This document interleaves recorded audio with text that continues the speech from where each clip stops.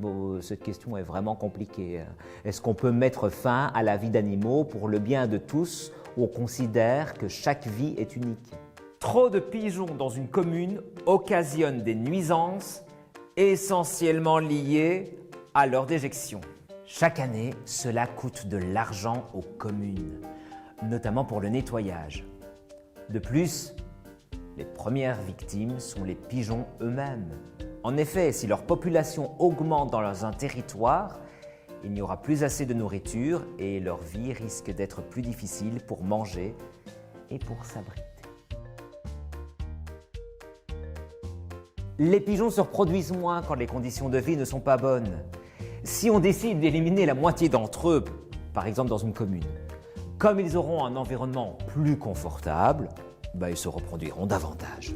Comme tu l'auras compris, ce n'est donc pas une solution à long terme de tuer une partie d'entre eux. On peut empêcher les pigeons d'avoir des petits. Ainsi, on ne tue pas les pigeons, qui sont déjà parmi nous, mais on évite qu'ils se reproduisent. On installe les pigeonniers à plusieurs endroits et on attire les pigeons avec de la nourriture qui peut être contraceptive. En plus, lorsqu'ils quittent le pigeonnier en laissant leurs œufs non couvés,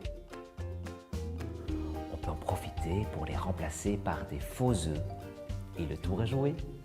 C'est une bonne méthode, mais cela demande aussi de l'argent à la commune pour effectuer ce travail. Si on économise de l'argent avec moins de déjections, on peut utiliser cet argent pour mettre en place cette méthode plus efficace. Notamment parce qu'ils laissent des déjections sur nos voitures et nos maisons. Souvent, nous les trouvons idiots. Pourtant, les colombophiles nous montrent à quel point ils sont intelligents.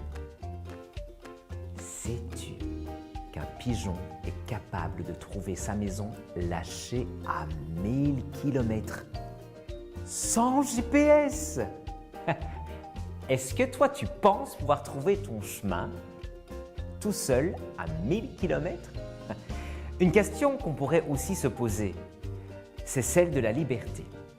Le pigeon d'un colombophile qui participe à des compétitions est-il plus heureux qu'un pigeon qu'on croise dans la rue? Encore une question bien compliquée. L'espérance de vie d'un pigeon est en moyenne de 3 ans dans la nature, alors qu'il peut vivre jusqu'à 20 ans si on s'occupe bien de lui. Mais que décide-t-on lorsqu'ils sont en fin de carrière ou qu'ils ne sont plus performants? A-t-on le droit de les manger? De nombreuses communes interdisent de les nourrir sous peine d'amende. Si tu nourris les pigeons, tu contribues à leur surpopulation, sans compter que cette nourriture n'est souvent pas adaptée et peut les rendre malades. Et alors, tu connais la suite? Il faudra prendre des mesures. Arrêter de les nourrir, c'est déjà une bonne mesure à prendre.